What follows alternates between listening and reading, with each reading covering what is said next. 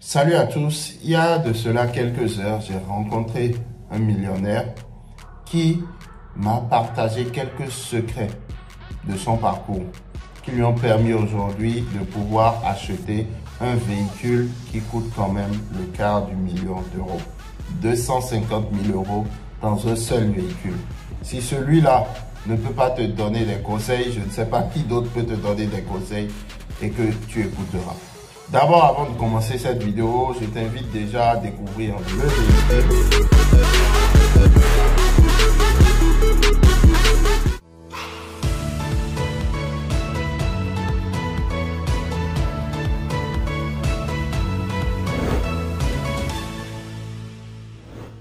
Ce véhicule que tu viens de voir a été acheté par un entrepreneur qui m'a partagé beaucoup de conseils. La première des choses qu'il m'a dit, c'est qu'on crée un business pour deux raisons.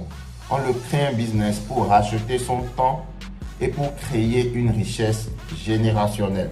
Ensuite, il m'a rappelé que la prière, c'est bien pour l'âme et l'esprit. Mais le passage à l'action, la formation, c'est essentiel pour pouvoir atteindre des résultats. Il m'a aussi parlé du coût de l'opportunité, qu'il faut se lancer et ne pas reporter à demain ce qu'on est capable de faire aujourd'hui. Il m'a aussi dit que notre cerveau est là pour nous protéger. Mais que le succès ne se trouve pas dans notre zone de confort. Que le succès se trouve hors de notre zone de confort. Il m'a pris l'exemple. Lorsqu'une mouche essaye de toucher la pupille de nos yeux, on n'envoie pas volontairement un message à nos yeux venant de notre cerveau. Automatiquement, le cerveau, pour nous protéger, envoie un message à nos pupilles de se fermer de manière involontaire. Donc, il m'a dit que le cerveau étant là pour te protéger, lorsque tu voudras te lancer dans une entreprise, dans la création d'un business, le cerveau va t'en empêcher. Le cerveau va te donner 10 000 raisons pour lesquelles ça ne marchera pas. Mais c'est à toi d'être persévérant. C'est à toi de comprendre que il te faut passer à l'action pour pouvoir atteindre tes objectifs. On peut changer 10 formules différentes. 10 formules. Ici oui. aussi, oui. Ici aussi. Et là, c'est pareil. Ici, il y a de tout. On peut mettre ce qu'on veut. On peut se mettre... on peut se faire masser. Devant, dedans. Ici, sur le côté, partout. À l'arrière, pareil. On peut mettre... Et là, l'électrique aussi.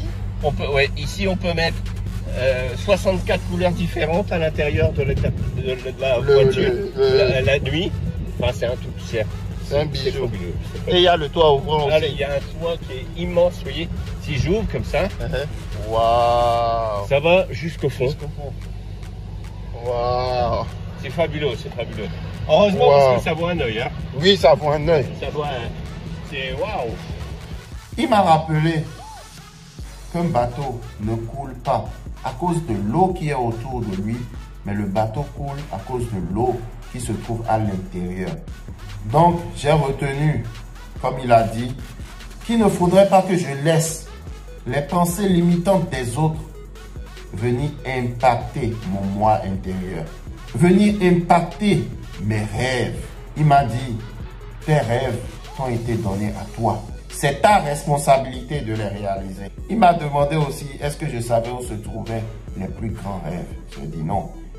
Il m'a dit au cimetière. Parce que la plupart des gens meurent sans avoir réalisé leurs rêves. Il m'a dit, la plupart des gens rêvent depuis leur naissance jusqu'à l'âge de 20 ans. Et lorsqu'ils commencent à travailler de 20 à 60 ans, ils oublient leurs rêves. Et c'est après leur retraite qu'ils se rendent compte qu'ils ont oublié leurs rêves. Que beaucoup sur leur lit de mort regrettent ne pas avoir réalisé leurs rêves. Comprends que tu as deux choix. Soit tu choisis les larmes de regret ou tu choisis des larmes parce que tu as retardé la gratification aujourd'hui.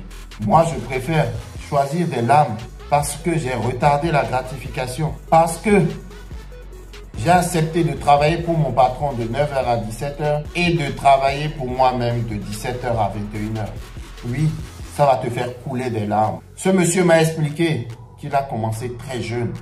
Il est dans le secteur de l'hospitalité. Ce monsieur, un entrepreneur à succès, pouvant se permettre d'acheter un véhicule au quart de million, je vous certifie que ce monsieur, un entrepreneur à succès, on habite la même ville. S'il a pu se permettre d'acheter un véhicule à 250 000, imaginez alors la valeur de son patrimoine immobilier. Mais il a gagné de l'argent grâce au business. Il a gagné de l'argent grâce au business. Le véhicule fait 190 000. Et combien de taxes? 50 000. 50 000 de taxes. J'ai la même en... Enfin, ça c'est la classe S mais en 4x4. Oui. J'ai la même en cabriolet. Oui. Mais là ça va, elle était de 2017 donc elle a été matriculée. Donc déjà. Ça va le même prix, mais il n'y a pas de taxe à payer. Je lui ai demandé c'était quoi le secret pour réussir en tant qu'entrepreneur. Il m'a dit ceci. Il m'a dit teste, échoue, apprends et grandis. Et refais la même chose. Il m'a dit de répéter cela régulièrement. Que lorsque je commence un business, de le tester. Que c'est possible que j'échoue. Mais je vais apprendre beaucoup. Et peut-être, je vais peut-être grandir dans cette activité. Et que si ce n'est pas le cas, de répéter cette action au fur et à mesure.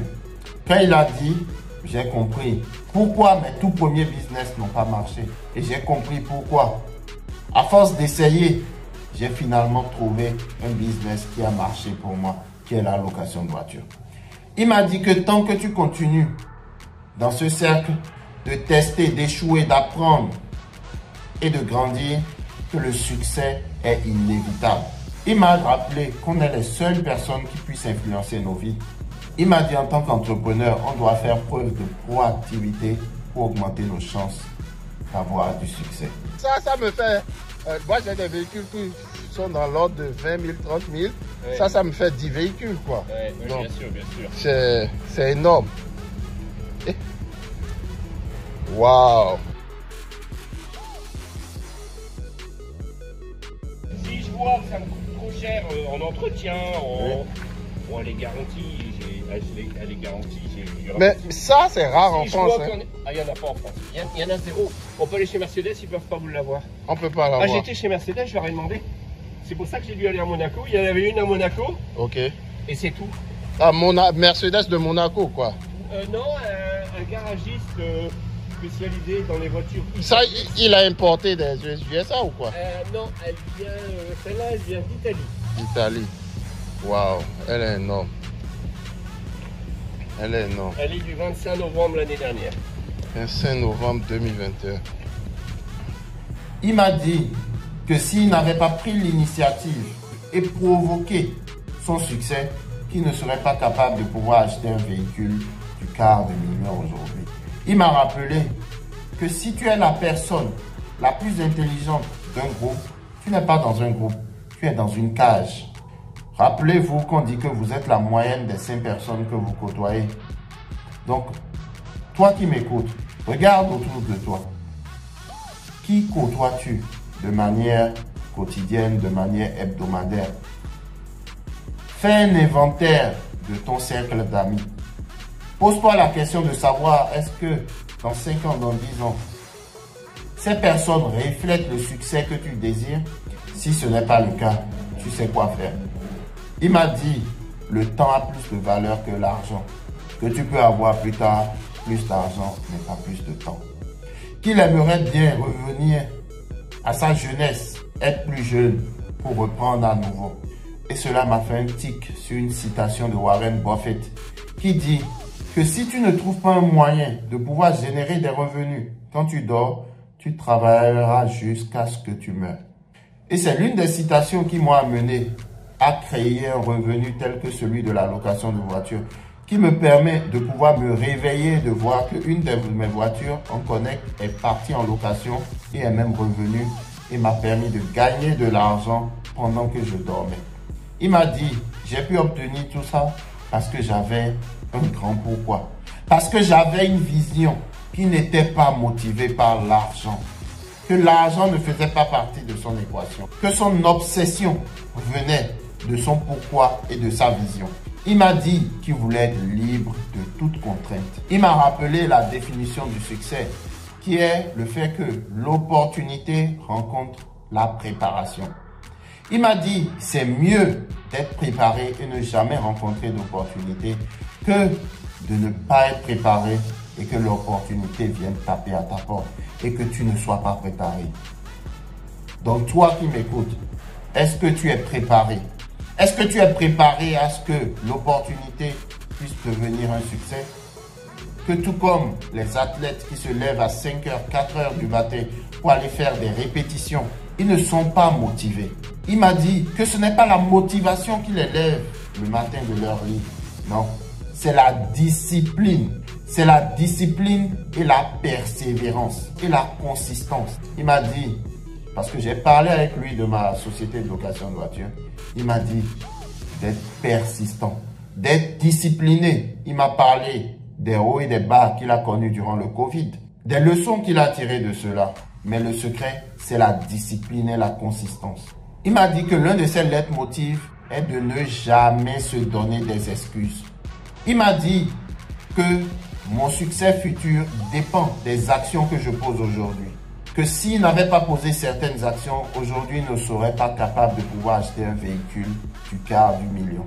Il m'a dit que pour être entrepreneur, tu n'as pas besoin d'être excellent pour commencer, mais que tu as besoin de commencer pour être excellent. Et il m'a fait un petit rappel, tu ne seras jamais payé par ton employeur à ta juste valeur. Il m'a dit, si ton pourquoi est clair, le comment sera facile. Il m'a fait comprendre que si j'avais un pourquoi important, si mon pourquoi en valait la peine, j'allais trouver le chemin pour pouvoir réaliser ce pourquoi. Et il m'a rappelé que si tu veux du succès, tu dois le planifier. Que le succès ne vient pas par hasard. Une chose sur laquelle il a insisté, c'est que le mindset est tout. L'état d'esprit dans lequel tu es est tout. Il m'a dit durant le Covid, son état d'esprit a été testé. Il m'a dit qu'après plusieurs années dans son activité, il n'en avait jamais connu tel que le Covid. Réaliser un chiffre d'affaires de 0 pendant toute une année, il ne l'avait jamais vu. Mais il est resté fort dans son état d'esprit.